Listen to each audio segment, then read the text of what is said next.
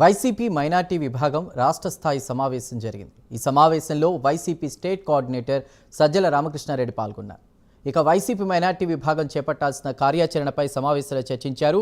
పార్టీకి నిజమైన బలం కార్యకర్తలే అని సజ్జల అన్నారు. పార్టీ నెట్వర్క్ అనేది కేంద్ర కార్యాలయం నుంచి గ్రామ స్థాయి వరకు వెళ్లాలని సూచించారు. ఇక పార్టీలో అన్ని కమిటీల నియామకం పూర్తయితే 18 లక్షల మంది క్రియాశీలక సభ్యులవుతారని సజ్జల తెలిపారు. చంద్రబాబు చేస్తున్న దుర్మార్గాలు, రాష్ట్రానికి చేస్తున్న నష్టాలను గట్టిగా ప్రచారం చేయాలని అన్నారు. నాయకత్వం అంటే ఏదో పైన లెవెల్లో ఉండేది కాకుండా కింది వరకు కూడా విస్తరించే రకంగా మనం ఎక్స్పెక్ట్ చేస్తుంది. రాష్ట్రం అంతా కూడా 18 లక్షల మంది ఈ కమిటీల్లో, అన్ని రకాల కమిటీల్లో క్రియాశీలక సభ్యులు ఉంటారండి. అది మా నుంచి, ఈ స్థాయి నుంచి, మీరు నుంచి, కింది నుంచి అందరూ ఇలా. వీళ్ళు ప్రతి ఒక్కరూ ఒక అస్త్రమే, ప్రతి ఒక్కరూ ఒక ఆయుధమే.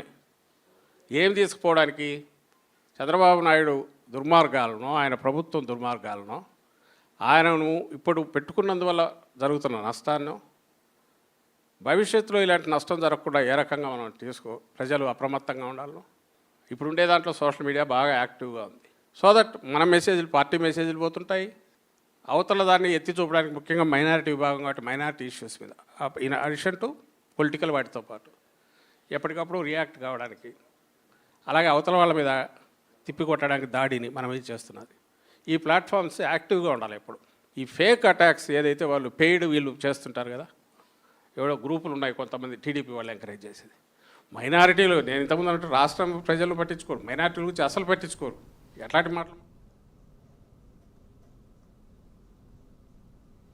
రాష్ట్ర ప్రజల ప్రయోజనం